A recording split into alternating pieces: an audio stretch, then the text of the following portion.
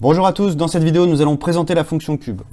Alors on va commencer par donner sa définition et ensuite on va tracer sa courbe représentative. Donc la fonction cube tout simplement, c'est la fonction qui à chaque nombre réel x va associer son cube. Donc à chaque réel x on associe x au cube.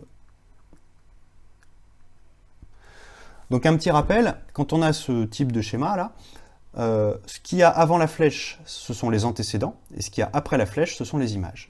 Donc on va commencer par calculer quelques images. Donc on va commencer avec l'image de 5. Donc la fonction cube va associer à 5 le nombre 5 au cube. Et donc 5 au cube, c'est égal à 5 fois 5 fois 5. C'est-à-dire 5 fois 5, 25, fois 5, 125. Alors attention, il y a une différence entre 5 au cube et 3 fois 5. Il ne faut surtout pas mettre comme résultat ici 15. Alors maintenant, l'image de moins 2. Donc moins 2, on va associer le nombre moins 2 au cube. Donc c'est-à-dire moins 2 multiplié 3 fois par lui-même.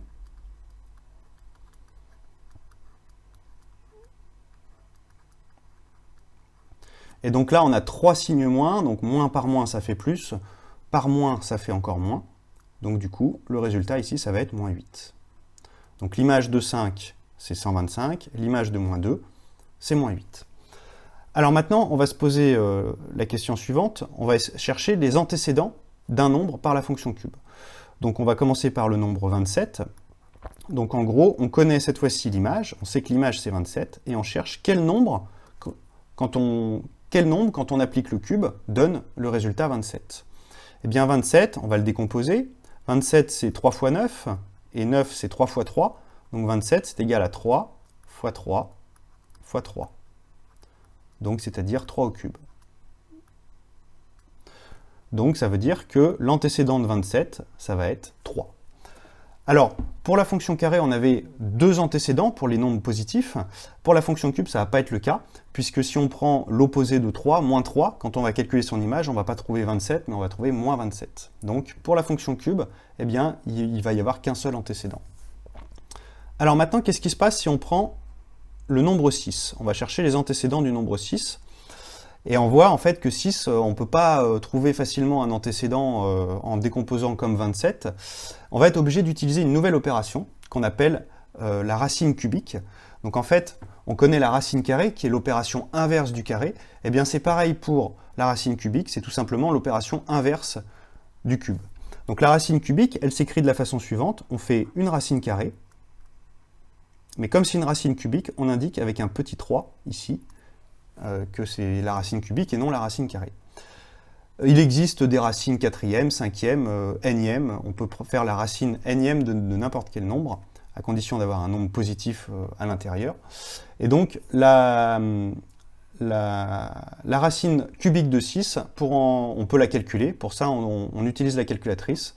Elle va nous donner une valeur approchée de ce nombre-là.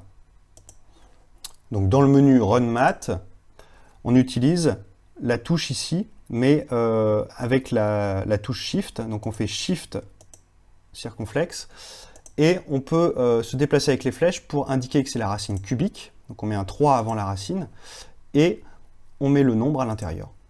Donc racine cubique de 6, c'est environ égal à 1,82. Donc environ égal à 1,82. Et donc, l'antécédent de 6 par la fonction cube, eh bien, c'est tout simplement la racine cubique de 6.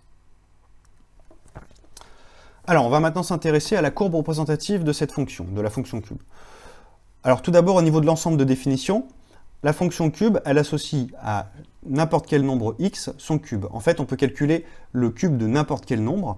Ça ne va pas nous mener à une opération interdite. Donc, l'ensemble de définition, eh bien, ça va être l'ensemble des nombres réels. Donc c'est-à-dire moins l'infini jusqu'à plus l'infini.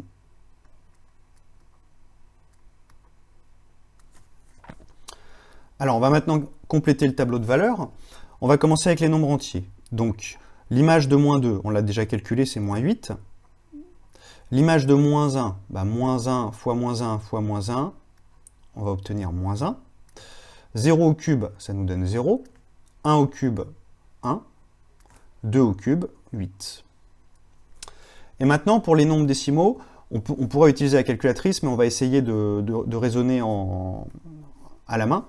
Donc 0,5, en fait, on a déjà calculé l'image de 5. On sait que 5 au cube, c'est 125. Mais là, on a 0,5. Bah, en fait, tout simplement, 0,5 au cube, ça va nous donner 0,125.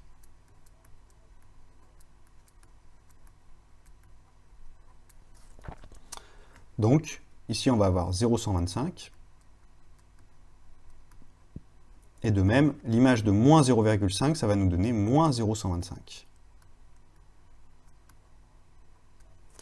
Alors maintenant, 1,5, on va utiliser une petite astuce, on va utiliser la valeur fractionnaire, l'écriture fractionnaire. Donc 1,5, c'est 3 demi. 1,5, c'est 3 fois 0,5, donc c'est 3 fois 1 demi, donc 3 demi. Et donc si on met 1,5 au cube, bah, qu'est-ce qui va se passer? Quand on a une fraction au cube, eh bien on va pouvoir appliquer le cube sur le numérateur et sur le dénominateur. Donc on va trouver 27 huitièmes. 27 huitièmes, si on fait la division de 27 par 8, ben le quotient ça va être 3. 3 fois 8, 24. Et il va rester 3. Donc ça va être 3 plus 3 huitièmes. Or, 1 huitième, on sait que c'est égal à 0,125. C'est 12,5%. 1 huitième, c'est la moitié d'un quart, donc c'est la moitié de 25%. Et donc, 3 huitièmes, ça va être 3 fois 0,125, donc on va trouver 0,375.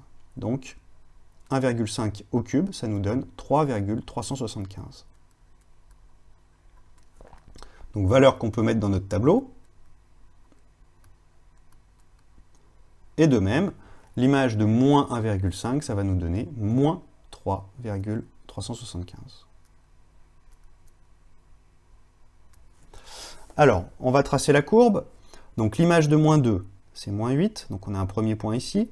L'image de moins 1,5, c'est moins 3,375, donc on est à peu près là. L'image de moins 1, c'est moins 1. L'image de 0,5, c'est 0,125. L'image de 0, c'est 0. Et on fait la même chose dans l'autre sens, donc 0,125, 1, 3,375 et 8. Voilà.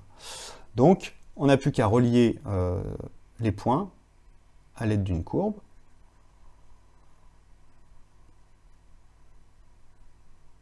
Et voilà, on obtient la fonction cube. Donc, dans la prochaine vidéo, on va analyser un petit peu cette courbe pour voir quelles sont les propriétés de cette fonction. C'est la fin de cette vidéo, merci de l'avoir visionnée. Tu pourras trouver davantage de ressources sur ma chaîne ou sur mon site internet www.zmath.net. À bientôt!